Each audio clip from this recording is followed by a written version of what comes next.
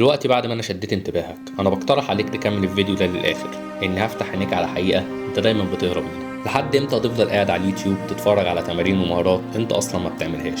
لحد امتى تفضل تقنع نفسك انك عشان تحسن نفسك في الكوره لازم يبقى معاك كوتش وتنزل تتمرن في ملعب؟ كل اللي انت بتعمله في الفتره دي انك بتضيع وقت على اليوتيوب. هل اللي بتعمله ده هيطور مستواك في الكوره؟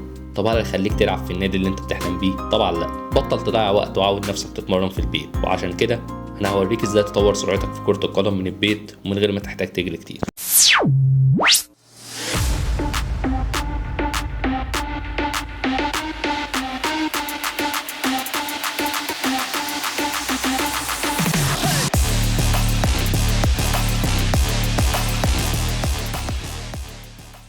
علشان تطور سرعتك وتجري بسرعة لازم تتمرن بمقاومة، سواء بقى مقاومة الهواء بالباراشوت مثلا او ريزيستنس باند.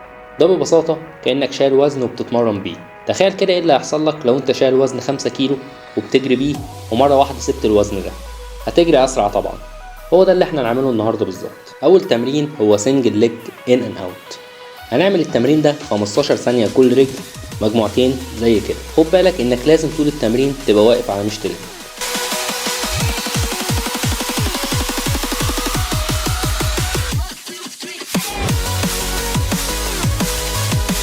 تاني تمرين هو الدبل ليج ان اند اوت. هنعمل التمرين ده 15 ثانية مجموعتين زي كده، وما تخليش رجلك تلمس بعض.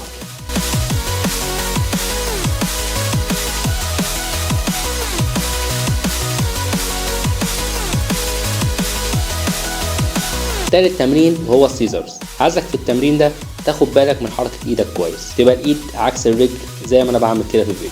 هنعمل التمرين ده 15 ثانية مجموعتين.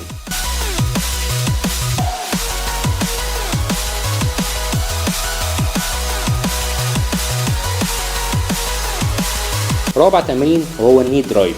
اول حاجه لازم الباند يبقى في نص القدم، ودايما القدم باصص لقدام. بعد كده هتطلع بركبتك لفوق كانك هتجري بالشكل ده. هنعمل التمرين ده من 8 ل 10 عدات لكل رجل.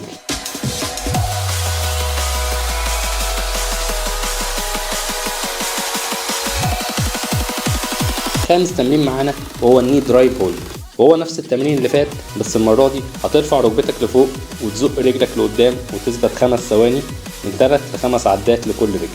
خد بالك ان رجلك لازم تبقى عاملة زاوية 90 درجة.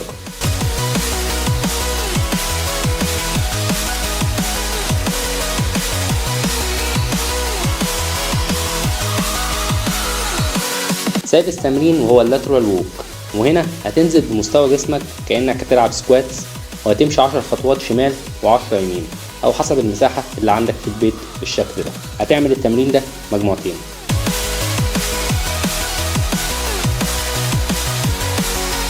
سابع تمرين وهو اخر تمرين معانا هو الفورورد اند باكورد ووك، وده نفس التمرين اللي فات، بس المرة دي هتمشي لقدام 10 خطوات والخلف 10 خطوات، مجموعتين برضو بالشكل ده. وحاول دايما تمشي على مشط رجلك.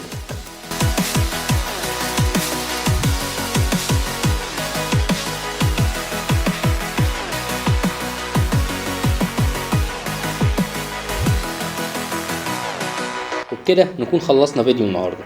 لو انت حابب تطور نفسك في كرة القدم في البيت ومن غير كوتش وتتمرن زي الاجانب، انزل اعمل سبسكرايب وانا اقولك على احسن التمارين اللي الناس بره بتعملها عشان تحسن مستواك. سلام عليكم.